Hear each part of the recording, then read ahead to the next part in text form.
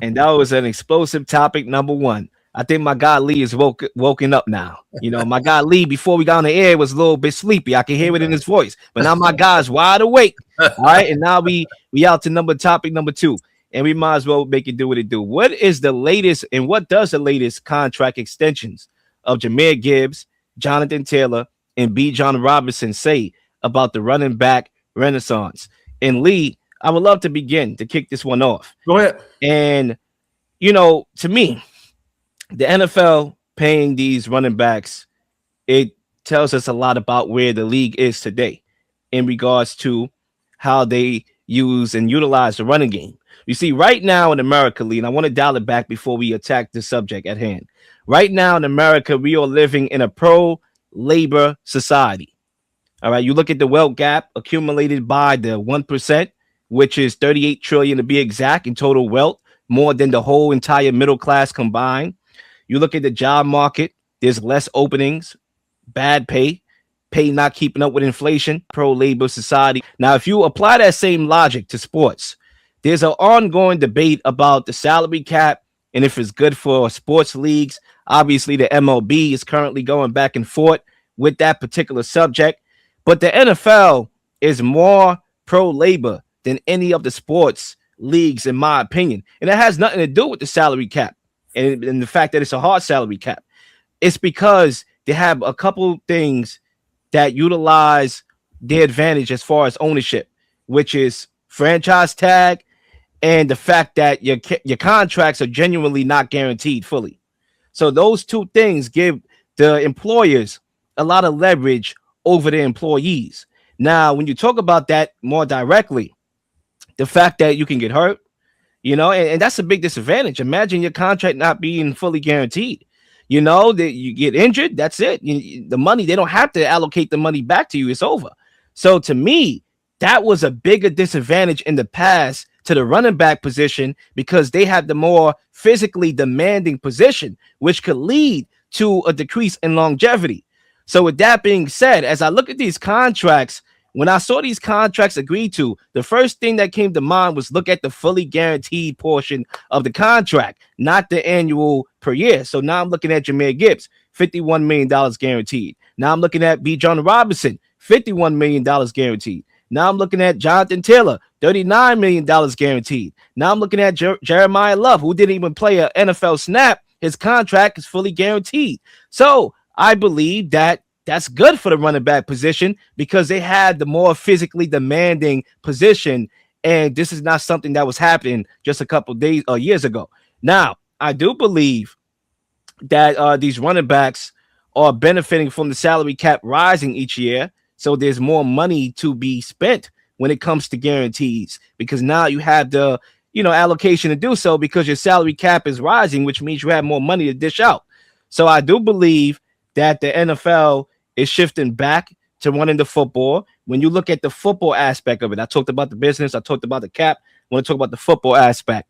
A couple years ago, the league said the running backs weren't valuable to get paid enough.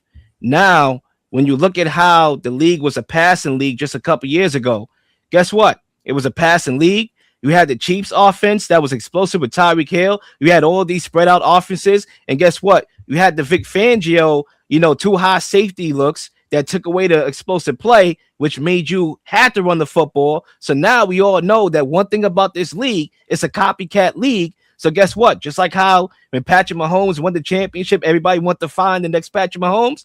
Now everybody's running the football more to combat the too high safety looks that take away the big explosive play. And because you're running the football more, because you need your running back more, you're going to pay them more. And because the salary cap is rising year to year, you're going to pay them more, guaranteed more. So, Lee, that's my take. I believe that what this running back renaissance means is that we are living in a time where the value of the running back is back. Some good points there. I don't think it's a renaissance, though. I think what you have is that you've seen three special players get paid for the value that they bring to their team. And those are individual players. When you look at Jahmyr Gibbs and Bijan Robinson. They're special players. They can line up at receiver. They can line up at running back. They can run routes just as good as receivers.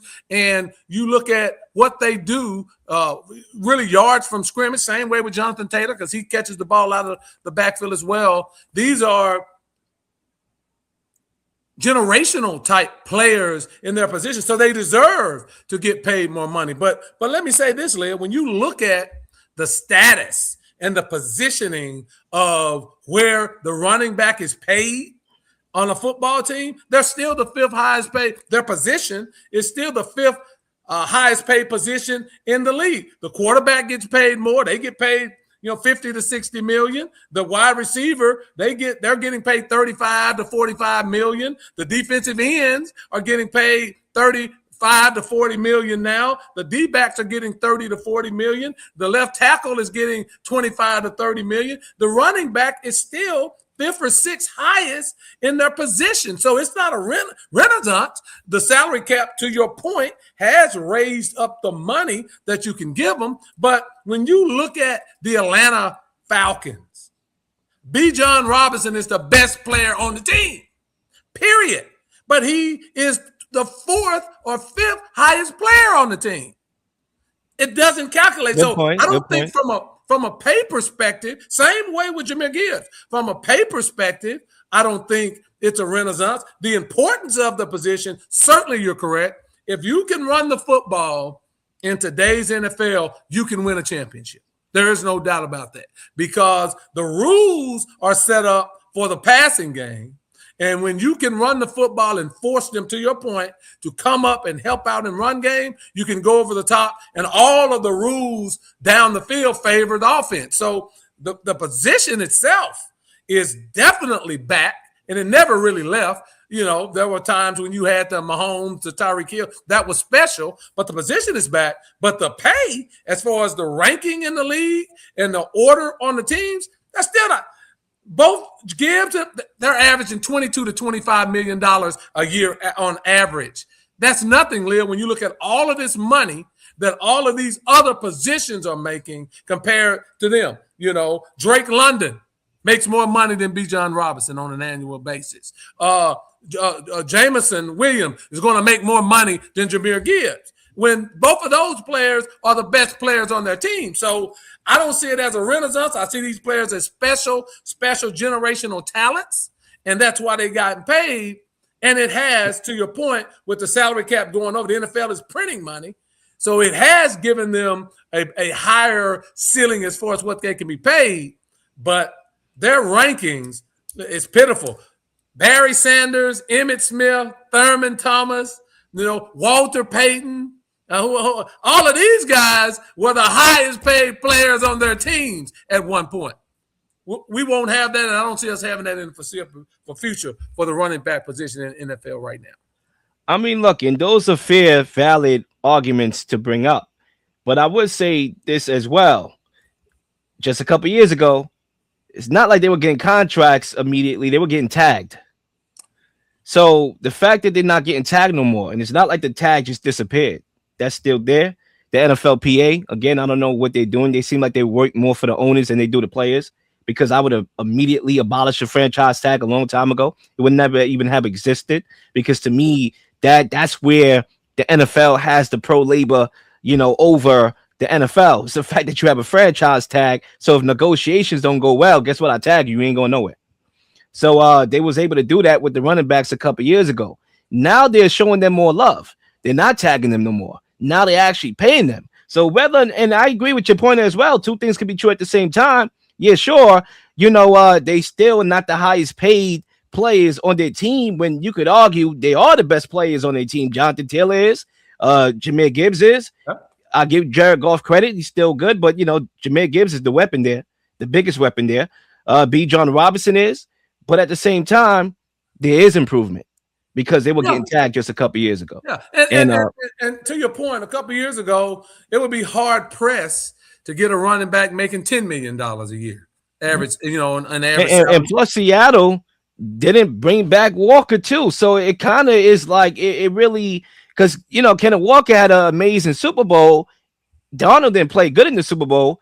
That was probably one of the games that he struggled in the playoffs.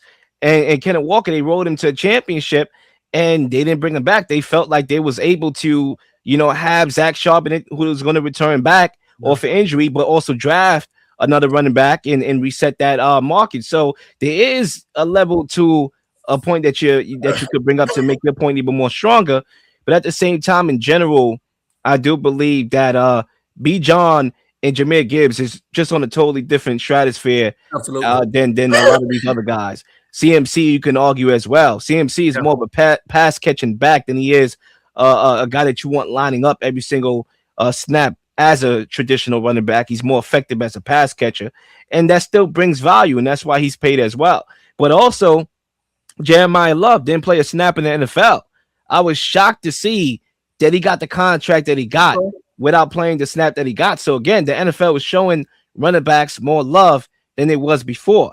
And that's why I think when people talk about collusion, we have to be very, very careful when we bring up that word collusion, because a couple years ago, it would have seemed like they was colluding against each other to make sure that the running backs didn't get paid. No, it's a copycat league. So when people told you and organizations told you that we don't pay running backs, everybody else ran with it. It was no collusion. It was the fact that it was a copycat league, and perception is perception. And then now that everybody paying their running backs, guess what? The new generation of running backs like Ashton Genty and all those other guys, they got something to look forward to now, because the cap is only going to go up and they're going to reset the market. So at the end of the day, this is a clear running back renaissance. And I think these running backs should be happy about it. And the fact that they get to take home more money than they probably would have just a couple years ago. Yeah. Jeremiah Love got that money without playing because he was the number 3 pick in the draft. So his salary was always going to be slotted because they think that highly of him. He got that money. I'll say this. I agree with you as far as the renaissance, as far as the position. A couple of years ago, they thought running back by committee was the way to go, and you didn't have to pay one running back. And that's what Seattle did up until the point of Charbonnet getting hurt, and they ran Kenneth Smith to the championship, right? But now we're looking at special backs. Love is special. I believe he's going to be special. He hasn't played it down yet. But certainly McCaffrey, he can run between the tackles. He can catch the football. And these three we're talking about, Taylor, Gibbs, and Bijan, they're special backs. They're running backs that lead in scrimmage yards each year. So that's what we're looking for. And they're on teams that we think are all going to be pretty doggone good this year. I think Atlanta's going to have a good season this year if they get adequate quarterback play. So I agree with you. The renaissance, as far as the usage of the position, is back. I really do agree with that. But the pay, look, I know Bijan didn't hold out, but he should have been holding out for more money, because his value to the Atlanta Falcons is uncapped. Let me say this. If Bijan Robinson will make or break Tua this year, right? The way he goes running the ball and the focus on him will certainly help Tua or Penix. When you look at Gibbs, he certainly takes the pressure off of Jared Goff. And then even McCaffrey takes the pressure off of Purdy. But the league hasn't seen fit to dole out those $40 and $50 million contracts annually that they're giving to the likes of some of these quarterbacks and these receivers in their D-back. So, yeah, it's improving, but it's a long way to go, because we're talking about some of the best players in the NFL, but their pay is probably in the lower percentile. Well, to be fair, and let me get my Al Pacino on from the Devil's Advocate, okay? The Falcons are not winning nothing without good quarterback play. They're not. I could tell you how the Falcons season is going to go, and I don't need to be Nostradamus to do so. They're not going to go far because they don't have a quarterback.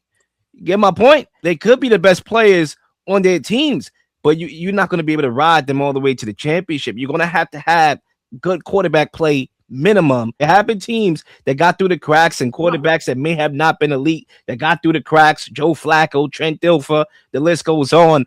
Nick Foles that won championships without being elite, but they played very good in those runs, especially Nick Foles. He had a hell of a playoff run as far as I can remember. So Yeah, I get it. Running backs, yeah, they probably should be paid more, but at the end of the day, they're not the best players that can lead their team to a championship. They could be the best players on their team, but you only go as far as your quarterback will take you. And I Well, feel like that's why I want to look at the Falcons a little bit more directly, because I don't think they wrong for paying B John. I think B John is worth every penny. My problem with the Falcons is I don't understand why you draft him to begin with and not have your quarterback. That's always going to stop you from getting over the hump, is not having a quarterback. you And can. then you're one injury away with these two guys made of glass to be having to call Philip Rivers away from his children again to play quarterback for your team. My point is that you do need an elite quarterback, and that's why quarterbacks get the big bucks, no matter if they're not better than the running back that's on their team. They're still more valuable, and that's why they're going to get paid as such. Yeah. Wide receivers are arguably more valuable than running backs. That's not to Look, say running backs are not valuable, yeah. but all these other positions, I can name you 5 positions at least minimum that's more valuable than a running back position. I disagree. I disagree on that. I think if you, it's all about team building. It's how you build your team. If you build your team, you can have a good quarterback, a serviceable quarterback. If you build an offensive line and you draft a running back, you build a defense, you can win a Super Bowl. It's been proven time and time again. You don't have to have a great quarterback. Now, it's what you look at the last 10 to 15 championships. Who was the quarterbacks dominating those championships for the most part? Brady, Mahomes. Yeah, sure, there was a aberration in between. But look Sure. look how the Eagles won. Look how the Eagles won, and you can win a championship. It's all about everything's about roster construction. There's only so many Patrick Mahomes, Dak Prescott's, Lamar Jackson's, Allen. There's only so many of those. So in Atlanta's, and we were talking about the Falcons specifically, in Atlanta's case, Tua or Penix is not going to win you or get you to the playoffs. Bijan Robinson leading the league in yards from scrimmage is, but you still have to have complementary quarterback play. That doesn't mean you have to have great play. You're going to have what Bijan brings you at leading the league in yards from scrimmage to be a playoff team. But to your point, you're going to have competent quarterback play. So in that scenario, I wouldn't pay Tua or Penix more money than Bijan in Tampa Bay. I wouldn't pay Baker Mayfield more money than Abuka. I just wouldn't do it because Baker's so streaky. So there are levels to it. If you are a top of the line running back, and I don't say this for every running back, but if you're a top of the line, you should hold out to be the highest paid player on your team if you're the best player, in my opinion. Yeah, I mean, look, and here, that's not to say that these guys aren't weapons. They clearly are. I mean, I think if you're a DC, you're game planning against Jahmyr Gibbs. I think if you're a DC, you're game planning against Bijan. You're game planning against Derrick Henry and Lamar combined. They both offer something that pick your poison. So I CMC, you're game planning against him still. Saquon, right? But at the end of the day, you're only going to go as far as your quarterback will take you to. And even if you have those aberrations in between that goes on this Cinderella Disney story and win a championship, a lot of them played good to get there. A lot of them probably Joe Flacco had very good playoffs. Like, he literally went into Peyton Manning house and beat Peyton Manning. He went into Tom Brady house and beat Tom Brady. He was very clutch. He was a fourth quarter guy. That was Joe Flacco. So at the end of the day, man, I'm glad to see that the running backs are getting more love. And the NFL was getting back to the basics, which is wanting the football more instead of this passing, trying to outscore teams. At the end of the day, I love a sport that's balanced. This is something that the sport will always have over the NBA. The NBA is always doing the same thing. You have a bunch of teams that's copying each other in regards to the style of play of just spacing and 5 out and all that, shooting a bunch of threes. The NFL still has diversity when it comes to how they score, how they play the game. And that's why I think this sport is in a good place. Good point. Sports, politics, conspiracy theories. We are here to give you our unique perspectives on things happening in the world. It's the one and only The Real Lil on The Real Lil Show.